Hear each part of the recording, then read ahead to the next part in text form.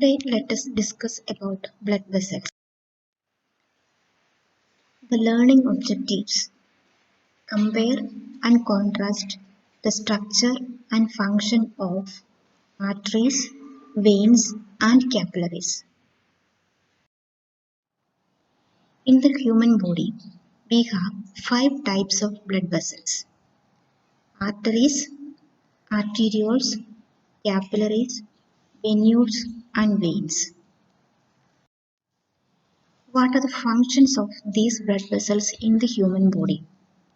The functions are threefold. Number 1, distribution of blood. 2, exchange of materials with the tissues. 3rd, return of blood to the heart. The functions are distribution of blood, exchange of material, and return of blood from body to the heart. About general structure of blood vessels. The arteries and veins are composed of 3 layers or 3 tunics. Number 1, tunica interna. Number 2, tunica media. And number 3, tunica externa, from inside to outside of a blood vessel. All the blood vessels have a lumen, a central blood containing space surrounded by the above said tunics. But capillary is a type of blood vessel. However, it is composed only of endothelium. So, arteries and veins have these 3 tunics, whereas capillary have only endothelium. This is the general structure of blood vessels in the arterial system and the venous system. Here is the structure of artery, here is the structure of a vein, and here you can see the structure of a capillary. Let us see the structure in detail. So from inside to outside of a blood vessel, that is from lumen to the outer wall of a blood vessel, you have 3 layers: tunica interna, media and externa. Externa is the outermost layer, media is the middle layer and interna is the internal layer. But there is difference in artery and vein for these layers. Let us consider tunica interna. In the artery, this is the artery, the tunica interna consists of endothelium, subendothelial layer and internal elastic lamina. The tunica interna of an artery has endothelium, subendothelium and internal elastic lamina. The internal elastic lamina is missing in the tunica interna of a vein. The vein has only endothelium and a subendothelium layer. The internal elastic lamina is missing there. Then coming to the tunica media. In the tunica media of an artery, there is external elastic lamina. So an artery has external elastic lamina, whereas a vein is deficient in external elastic lamina. Then the outermost cover is called a tunica externa in both. Then coming to the lumen of the artery. In the lumen of the artery, in the artery you can see free flow of blood. There is no valve here. But in the lumen of a vein, there is a valve which allows only unidirectional blood flow towards the heart. It prevents backflow of blood. It only allows blood flow in this direction of arrow mark. So that is the difference in the lumen of a vein and a valve. An artery doesn't have a valve, a vein has a valve. The wall of the artery, internal elastic lamina and external elastic lamina is present in the wall of the artery, but it is deficient in the wall of a vein. Coming to the capillary has a lumen. This is the lumen of the capillary and it has a wall consisting only of endothelial cells, which is 1 layer thick. It has a lumen and it has a layer consisting only 1 layer of endothelial cells. That is about general structure of artery, vein and capillary. Let us see the features of each tunica in detail. First about tunica intima. This is the innermost layer. So it is called as tunica interna also. It is made of simple squamous epithelium. It is continuous with the endocardium of the heart. It is present in all veins, including artery, veins, and the capillaries. So the tunica interna, it is the innermost layer made of squamous epithelium, continuous with endocardium, and is present in all vessels.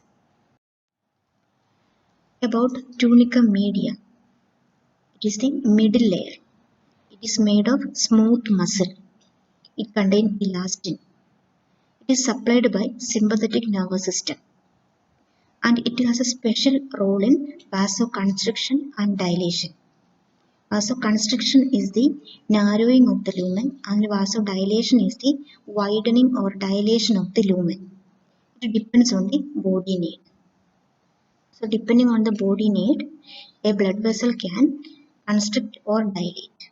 The constriction is called vasoconstriction and the vasodilation is called dilation of the blood vessel or widening of the blood vessel.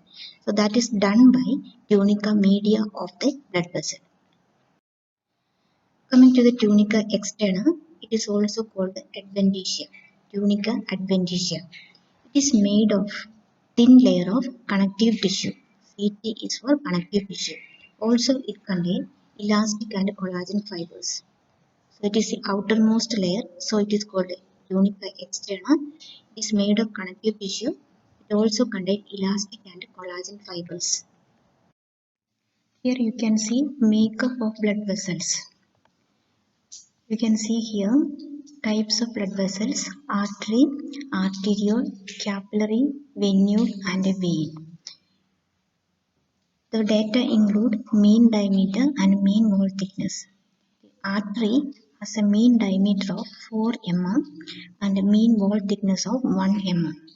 In the vein, the mean diameter is 5 mm and the wall thickness is 0.5 mm. It means the veins have a large lumen and a thin wall compared to an artery. Coming to the other blood vessels, the arteriole, the diameter is 30 micrometer and mean wall thickness is 6 micrometer. Capillary 8 micrometer and 0.5 micrometer respectively. Venule 20 and 1 micrometer. That is in brief about different types of arteries in the human body.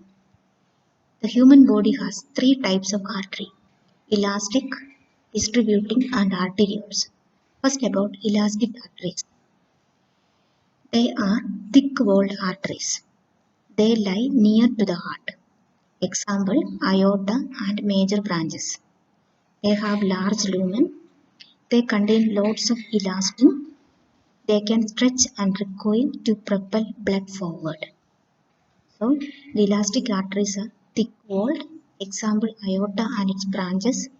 It has large lumen and it can stretch and recoil to pump the blood forward because it contains lot of elastin in all 3 layers. Second type of artery in the human body is muscular artery. It is otherwise called a distributing artery. They are distal to elastic arteries. As the name indicates, they distribute or deliver blood to the different body organ. They have thick tunica media with a more smooth muscle. They are very active in vasoconstriction. So muscular artery, they are called a distributing artery because they deliver blood to the different body organ. They are distal to the elastic artery. They are active in vasoconstriction because they have thick tunica media with a more smooth muscle. Then the third and the last type of arteries include arterioles. They are the smallest arteries. They lead to capillary bed. What is a capillary bed? We will see later in this video. Coming to the venous system. Let's begin with the types of blood vessels in the venous system. First, about venules.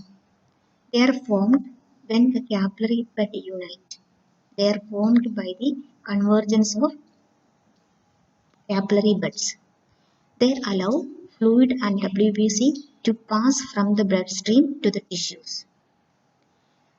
Then, there are types of blood vessels in human body. It includes post capillary venules and large venules. The post-capillary venules are the smallest venules. They are composed of endothelium and a few pericytes. Then the large venules have one or two smooth muscle in the tunica media. So post-capillary venules have endothelium, but large venules have one or two layers of smooth muscle in the tunica media. So the types of venules are post-capillary venules and large venules. Then the next type of blood vessel in the venous system is called veins. They are formed when different venules converge or unite. They are made of three tunings as we have seen earlier. They are called capacitance vessels, or they can act as reservoirs of blood. That's why they are called capacitance vessels. This vein can store up to 65% of blood supply. A vein can store up to 65% of blood supply.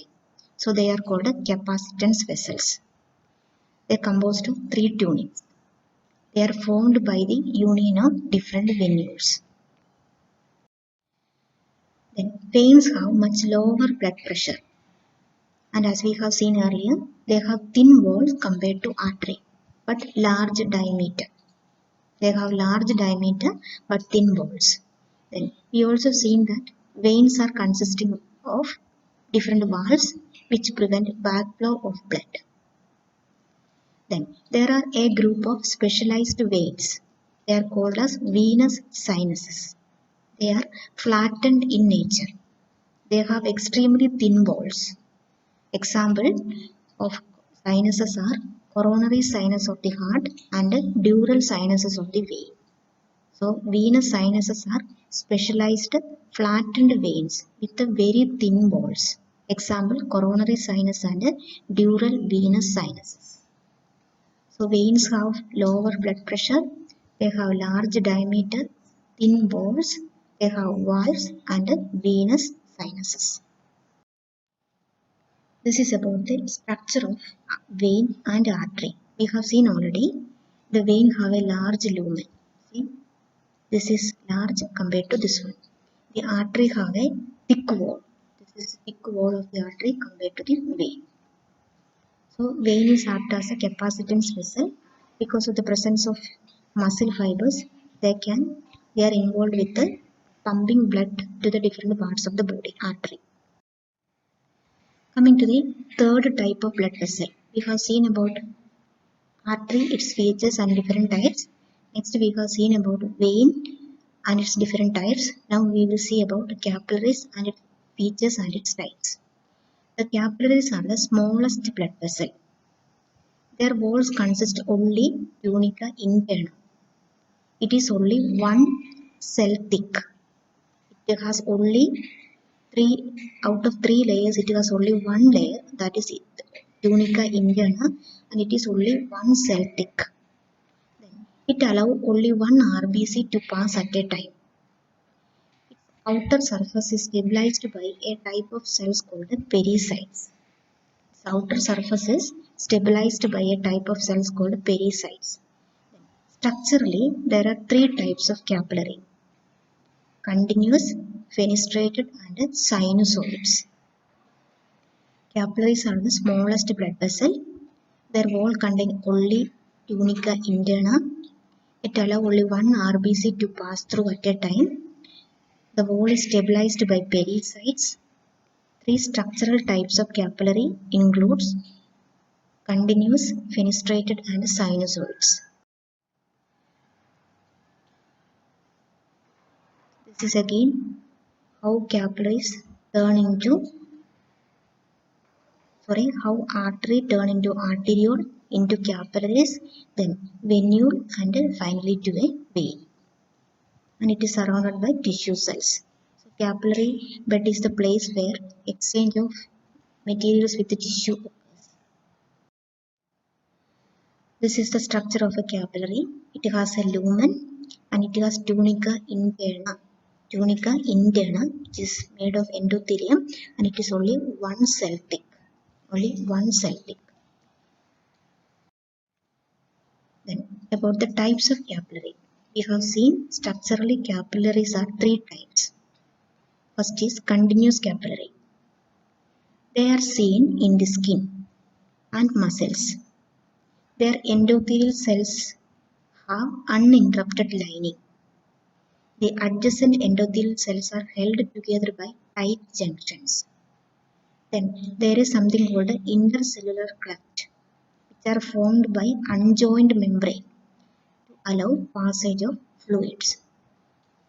So continuous capillaries are abundant in skin and muscle. They have endothelial cells where adjacent cells are held together with a tight junction. There is intercellular cleft to allow passage of fluids. This is about picture of continuous capillary. Here you can see the periocyte which stabilizes the cell wall. This is the red cell which allow all. This is one red cell and behind is another red cell. Through the capillary only one red cell can pass at a time. Here you can see intercellular cleft, a depression like thing to allow passage of fluids.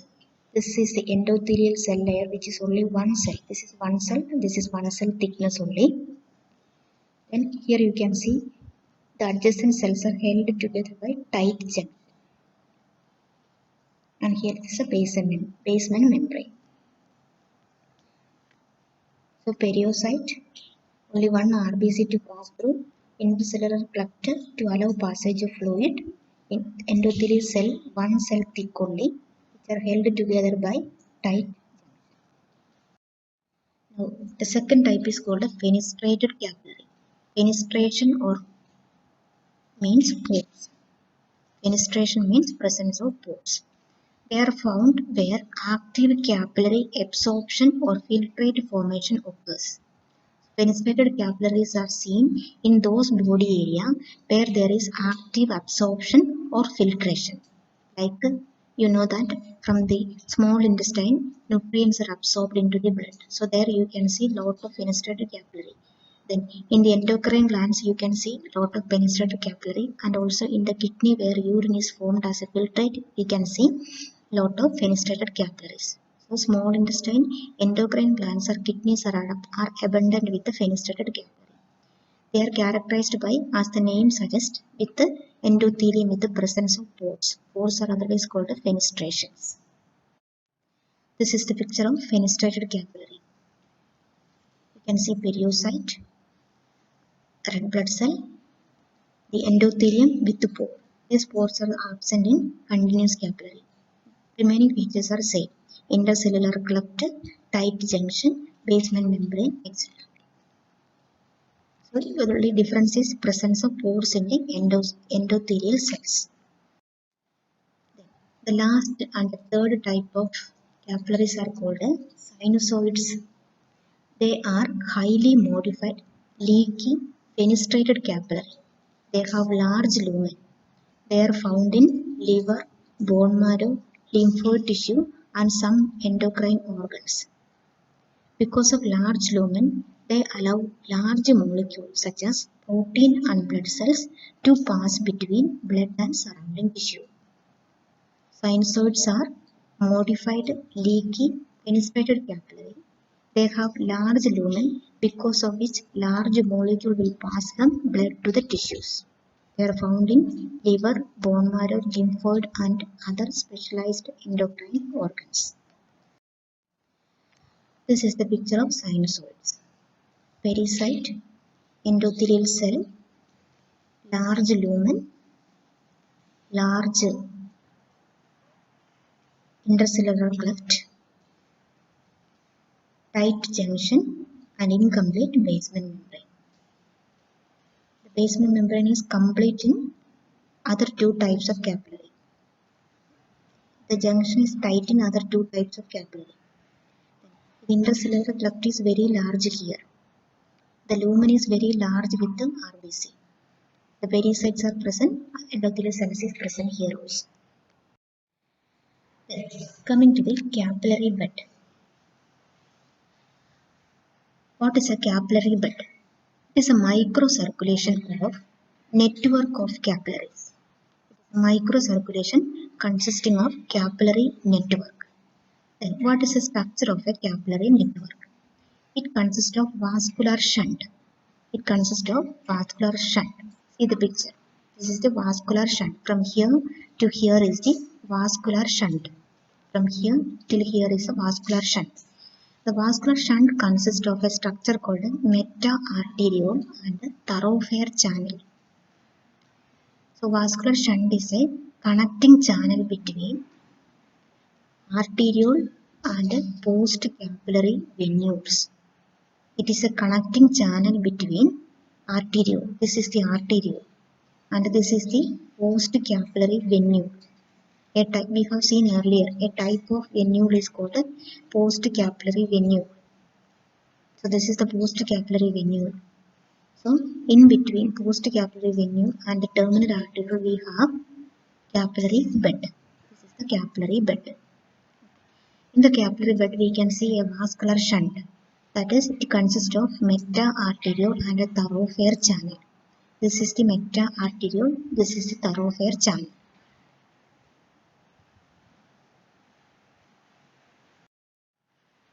That is about different structure of blood vessels in the human body. Thank you.